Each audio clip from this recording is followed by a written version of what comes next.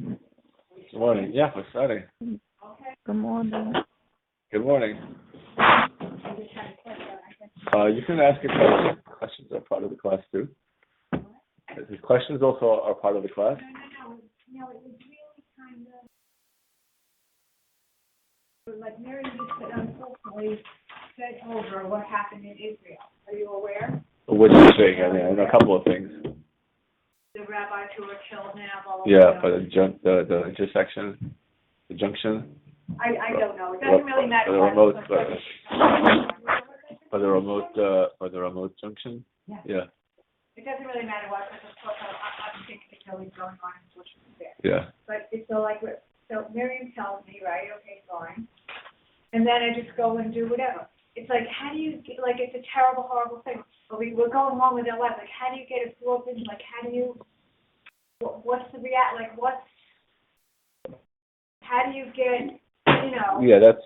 Like, you know, we're supposed to be woven, not to feel what, you know, the pain of it, you know, how do you get absorbed into it? Yeah, nobody really knows the answer to that question. I think that's just the way life works. Life keeps moving and things happen and we're supposed to react to them emotionally, but life doesn't stop and give us the time to do that. And you know who keeps the terrorists? Yeah, some yeshiva students, no? Uh-huh.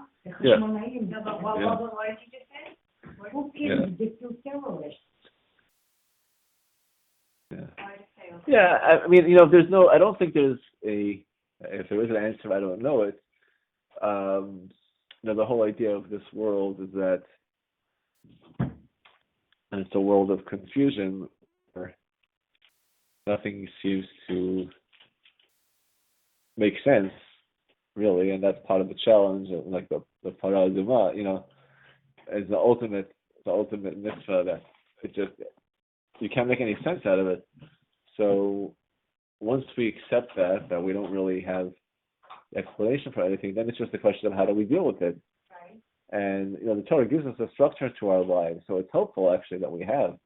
You know, we were talking about the time. It's a mitzvah with time. It's also don't have time, but you know, we have a morning, we have an evening, we have certain times that we have to pray, and certain times we have to do other mitzvahs. Certain times, you know, I think there was a story in one of the books of the Laws of Shabbos. The author of Slobodka, his son was ill and died, and it was on Shabbos, so he didn't really react, but he just kept on asking what time Shabbat ends, and then as soon as they told him that it was this month for the end of Shabbat, then he sat down and cried for 2 hours. But yeah, he waited till we have to be at the right time. Right. You know, so that's a certain very high level of control. But you know, we all are able to do things like that. A person goes to work and the person's professional. People at work don't know what's going on in their personal life, and they come home and they, you know, it's a very different story. But you know, we know how to be one way when we're outside with other people, another way in private. And we know there's a concept that even on an everyday basis, we have, you know, one way for the weekend, one way for Shabbat. We think about the 9 days. You know, no laundry, no meat, and no wine. And then Shabbat comes, and we do wear clean clothing, and we have meat.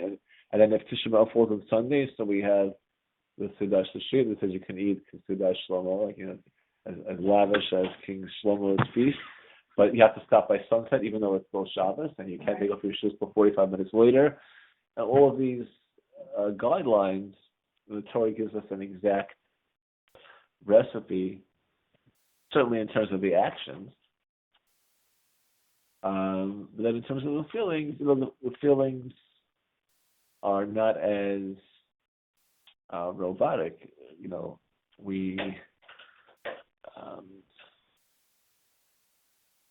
they don't always fit into boxes as neatly as the actions do. So with the actions, you could say, well, you know, in 45 minutes we can do this, and then in 2 hours later we can do that.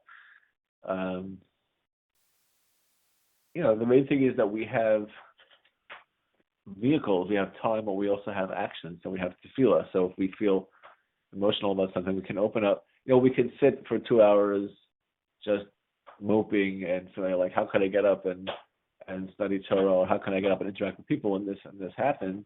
Or we can walk over to the shelf, take off a siddur or a tehillim, and say read 2 pages and then go on to something else. But I think the second one is much more valuable. Even if you spend 60 seconds and you say a chapter of Tehillim, then go on with your life, you're really doing. Forget about for yourself. You're doing a better service for the other people too. It doesn't help anybody in Israel or anywhere else if you sit for 2 hours moving. But it does help if you channel your feelings and say, "Oh, what do to put your money where your mouth is." If you care, so do something. Give some tzedakah. Give $1 to tzedakah. That's going to help. That protects people. Rubashinsky said it very well. It was I think it was I don't know if it was October 8th or it was like right after October 7th, and they had a little gathering over here in the shul. They were saying to Hillel, and he said, "Look, I have he went to yeshiva and his Israeli friends are going to be in the army." He says, and everyone can come up with stories about missiles that miraculously went around the town. He says, but look at it. Don't look at the big picture. Look at the small picture. Everyone who comes home is going to have a story about I just missed him, and God forbid the other way. He says, so who knows if your chapter of Tehillim that you're going to say right now, how you feel. You couldn't take the time, take the 2 minutes to say the prayer, and maybe that makes the difference in that one flying piece of rock that doesn't hit somebody in the head, God forbid. So look at it that way. There's always something. The thing with Torah is there's always something that you can do. Sometimes not doing is also an act, but there's always something, a choice that you can make that is constructive in any circumstance. Even when Tisha B'Av, we don't, you're not allowed to study Torah. You have to sit on the floor, but that's also that's a constructive process. We believe that rebuilds us internally, and it rebuilds the Beit HaMikdash because it reconnects us. We understand what's missing, and we can start thinking about what needs to be done.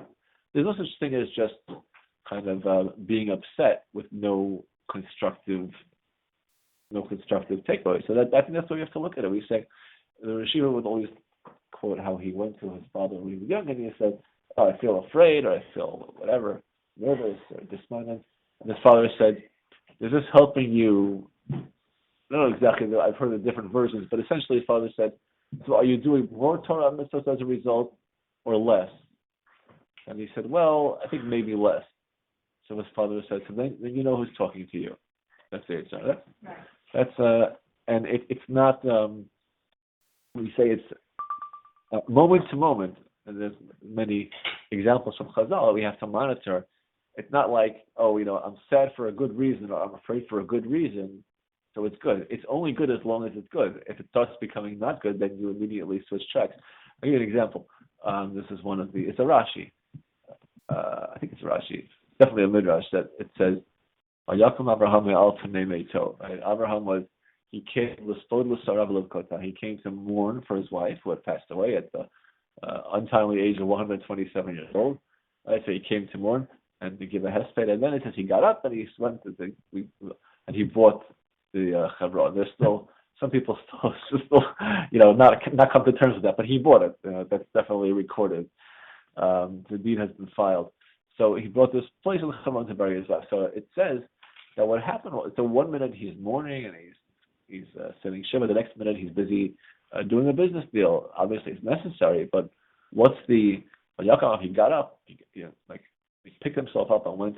So it says what happened was he was mourning for his wife, and then the Satan started getting busy, and Abraham watched this happen. He said, although this voice starts to whisper in his ear, you know why this happened? He said it was because of you.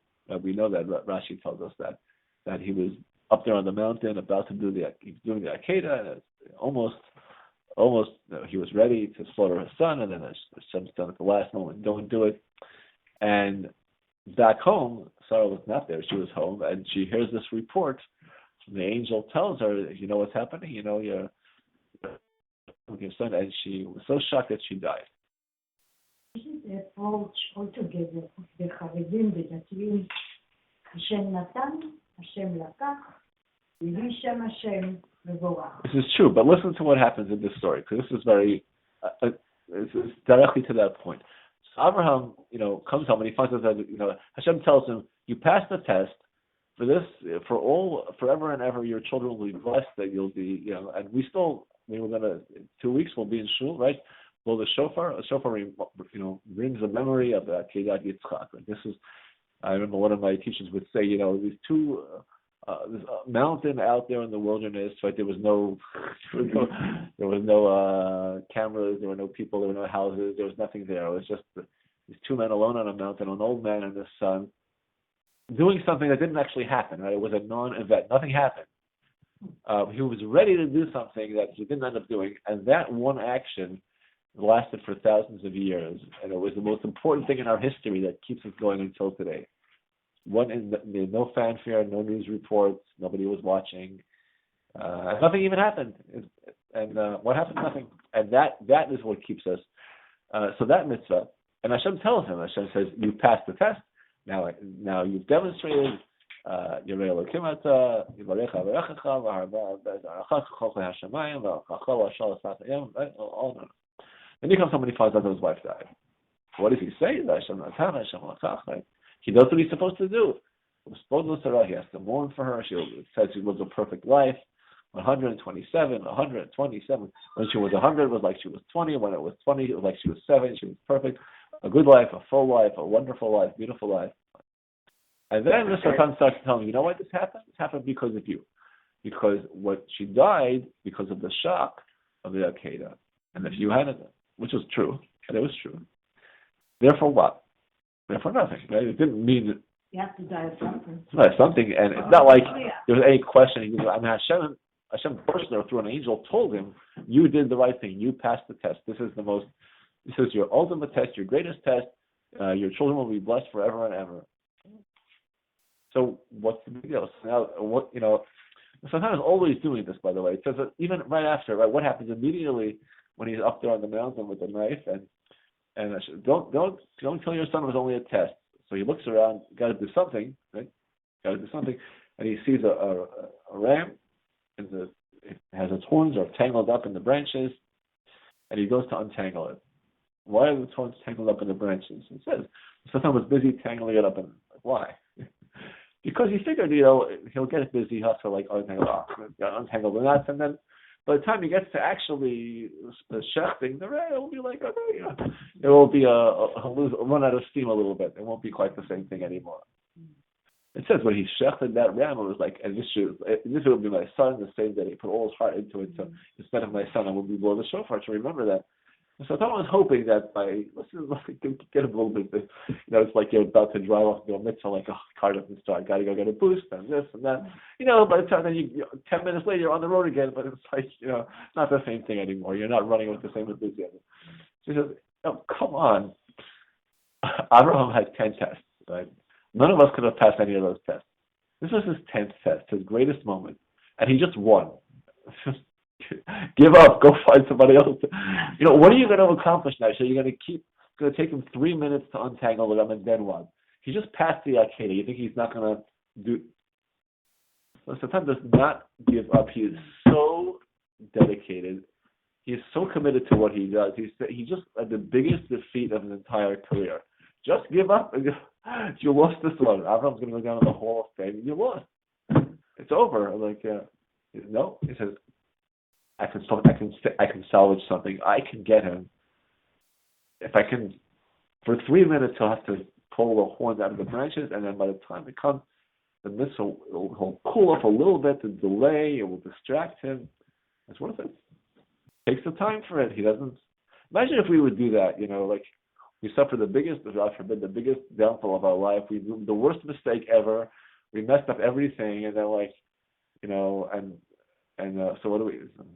Oh, but wait, maybe I can, I'll give a nickel. Guy came to the door, and I just blew it. I invested all the money. I went completely broke, and I ruined my entire family. They're all out to get me now because everyone's money is in there, and it was all my fault.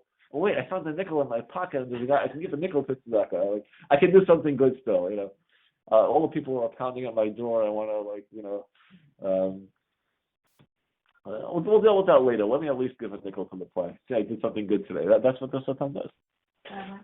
How are we supposed to think about this? That the Satan has the ability to tangle the horns. Wouldn't Hashem have done it if he wanted such a situation? And make a river to stop him from going up to the mountain in the first place. Well, now you're getting into theology. We talked about this last week with the goat of Azazel.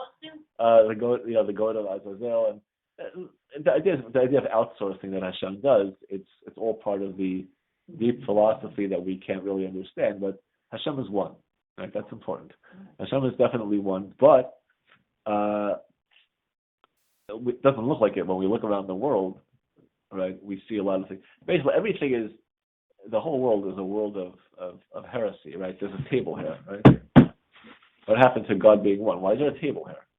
It's a blue tablecloth, and I can take it off on a green tablecloth. Okay, so I thought you're getting into theology, so you're a theologian. I'm not such a theologian, so we can't really understand it. But the idea is that the word of olam, it's a hiddenness, it's a mask, and Hashem creates a very diverse world with many different things. It doesn't make any sense. How does a God who is one create a world with different colors and different substances and all this variety? What Hashem did. The whole importance of saying Shema is to remember that Hashem is still one. No matter how complicated and confusing the world is, Hashem is still one. All this.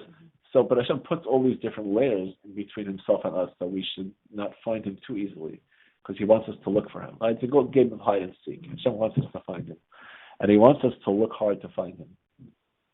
So the idea of the Satan is that Hashem kind of creates a being whose job it is to make it hard for us to find him, the same way he creates clouds that bring rain, or that he creates people who, test our patience. All these things are just different agents. They're agents of Hashem. The idea of an agent, what does Hashem mean an agent? Why doesn't he just do it himself?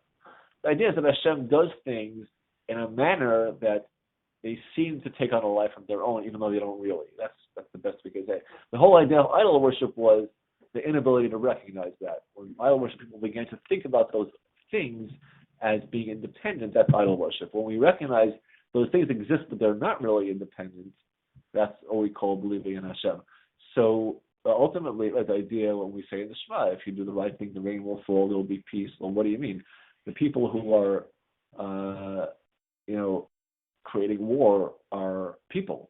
Right? I mean, they're going to create war no matter what. No, actually, Hashem will stop the war if he doesn't want there to be a war, and he'll make the war if he wants there to be a war, and the rain will fall when Hashem wants it to fall. And regardless of what they tell you about the rain cycle and the evaporation and the climate and this and that, it's really up to Hashem. And Hashem says it's up to you. It's up to your action. Hashem created that system. The system, right? But he's not bound by the system. Right. Well, right. I was talking about the Satan as if he's independent. Right. So he's independent, same way your boss is independent or your neighbor is independent.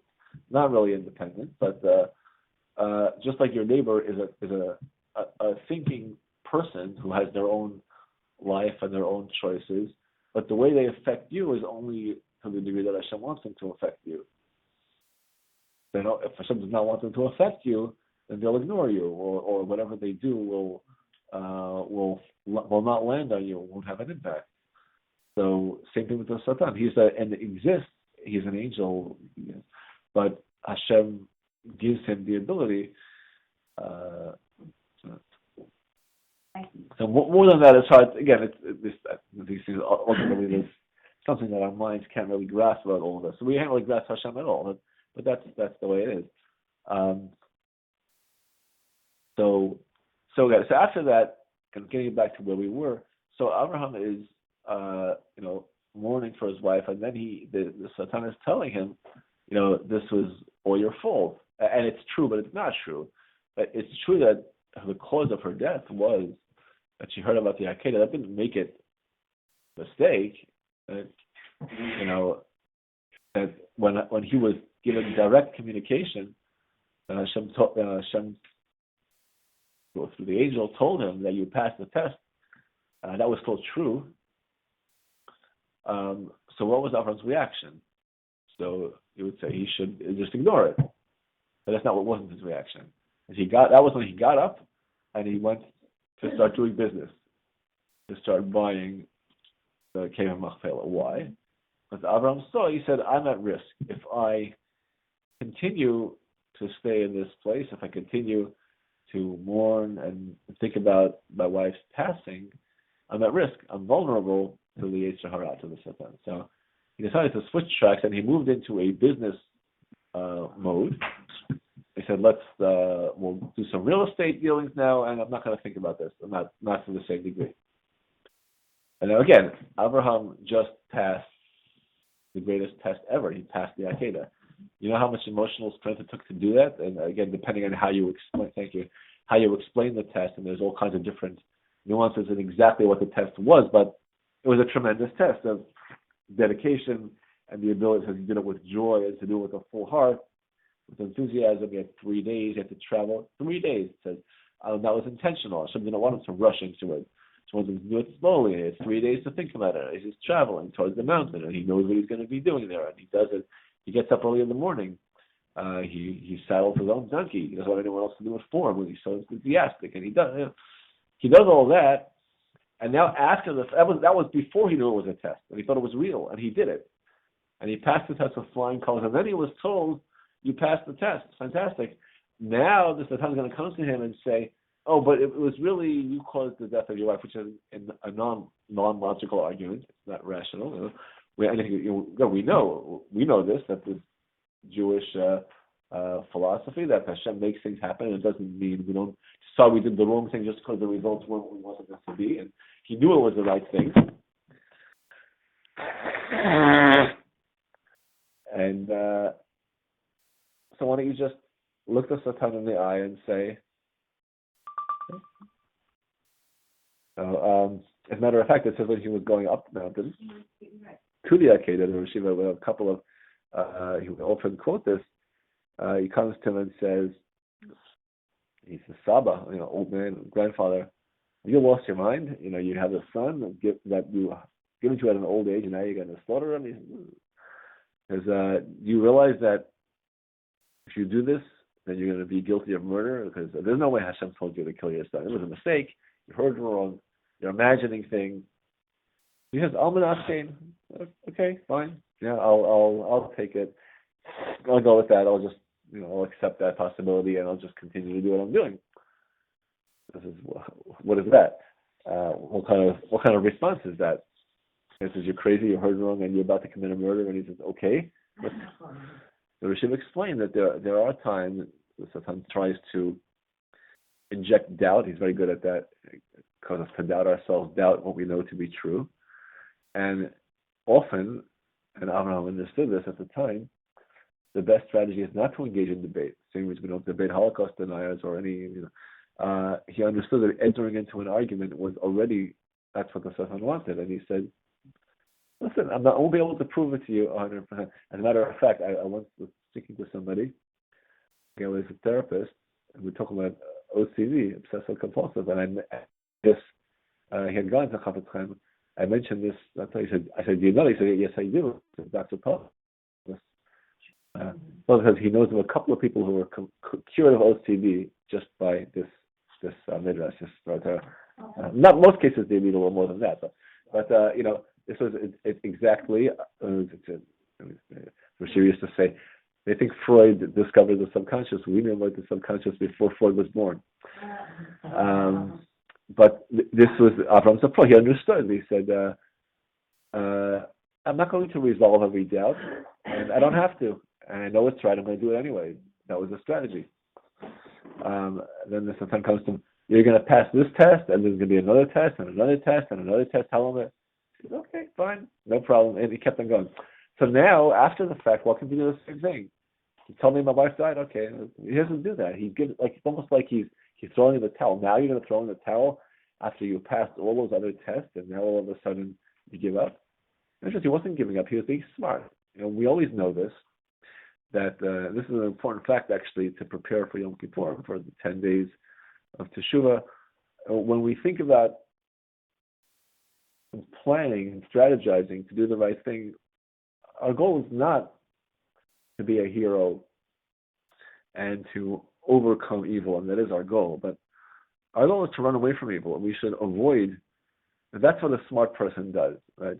You think about the army or the police. I think, they're heroes because they go in with their guns, and they do that. But a good army does that as a last resort, right? The child doesn't go around. They do it when they have no other choice. An effective police force or an effective army And in fact, the teacher, you use the discipline as little as possible, and mainly you know that you could do it if you have to, and you set things up so that you don't need to. And in serving Hashem, we do the same thing. A real tzaddik is able to rise up and fight the Yetzer Hara when he has to, but he's smart enough, he's motivated enough to make sure he doesn't have to. I read that actually in a secular source. We often talk about people who have more willpower. They can only, that person, they're so good at self-control. Usually, he says, actually, what studies show that mostly the people who succeed are people who don't need to use the willpower that much. They figure it out either through their own planning or through life. They're in a situation where they have relatively little need to constantly battle themselves, because battling yourself is, at best, it's a 50-50, right? A wise person, so if you have to search for if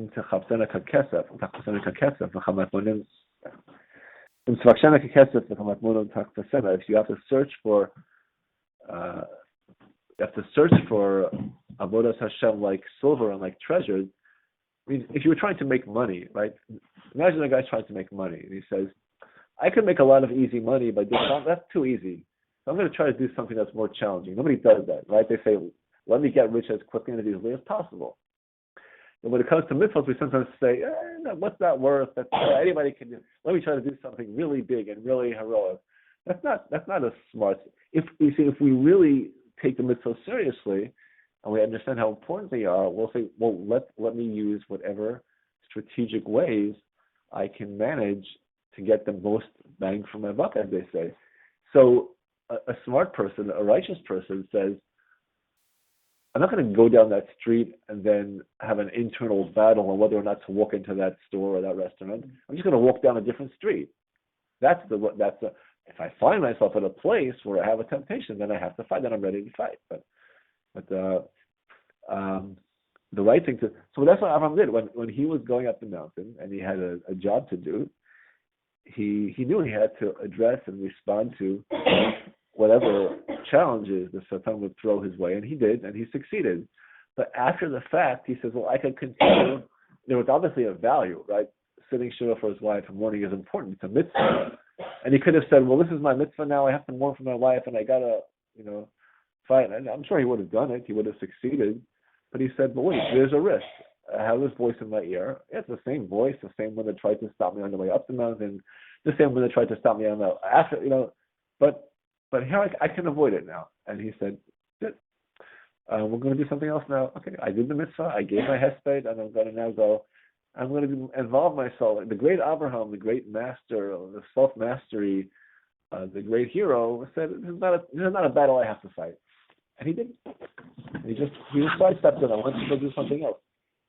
So that's just an example. The reason we got into this, that's an example of how something can be good and then it can become not good. And Avraham said, I'm not here to be a hero. I'm not here to show how much in self-control I am. If the Satan is starting to work on me and starting to get me to feel that I have any kind of second thoughts or second guessing, who would second guess the Akedah? And Avraham, the one who actually performed the Akedah, is going to second guess it. He said, I see that that's the attack that's being launched on me now. And I decided that I don't need to fight this battle. I'm going to go and put myself in a situation where this is it. And he went to do something, which is a different mitzvah. So we have to be ready to do that too at times. There are times to get focus and dwell on certain things, and times to switch tracks and shift into a different mode, and you have to be able to go back and forth and know what's appropriate. How do you say in Hebrew, nevertheless? Almanas Cain. Well, it's different. In that story is Almanas Cain, which kind of means on those terms, accepting those conditions. I accept those conditions. That was the strength of Abraham. Yeah. It's like when you check that box on the computer, it says accept terms and conditions. Why am I filled in everything on this thing. Why is it not going through? I didn't check that little box on the bottom. That's what it is. Okay, so.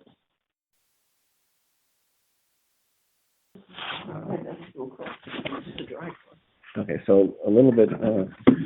a little bit about Rosh Hashanah. I guess we already spoke a little bit about Rosh Hashanah. So we talked about the slichos, right? Preparing for Rosh Hashanah, Erev Rosh Hashanah.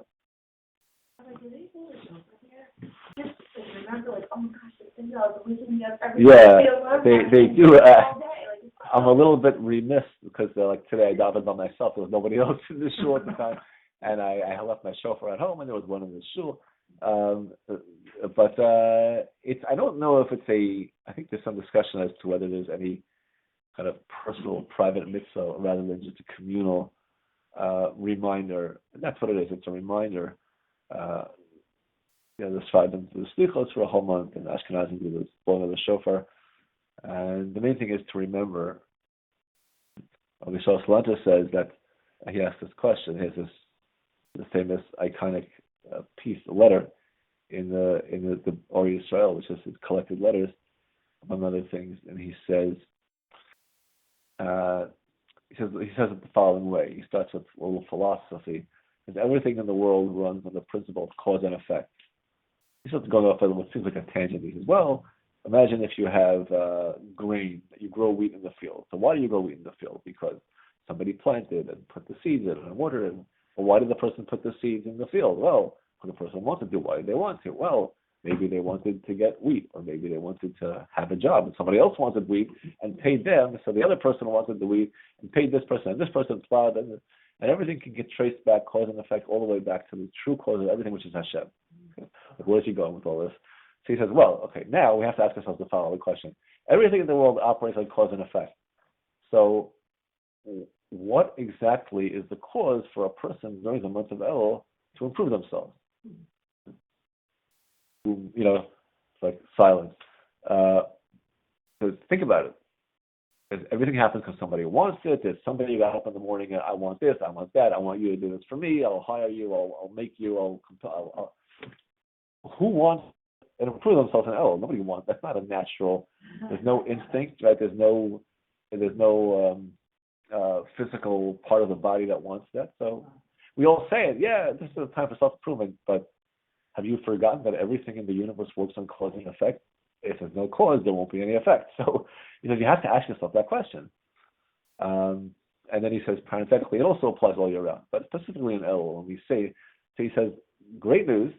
The rabbis thought about this, and they were, as always, they had our best interests at heart, and they came up with a terrific suggestion, which they implemented. We should blow the shofar for the whole month of Elul. He says, wonderful. He says, what is that going to do? He says, remember that cause and effect rule number one is everything operates on cause and effect. Rule number two, the cause has to parallel the effect. Right? So, big cause, big effect. Little cause, little effect. He says, so what is the size of the effect that we're trying to produce in the month of Elul? So he says, well, if you're talking about people of earlier generations, he doesn't say how much earlier, but I guess he means earlier than his own.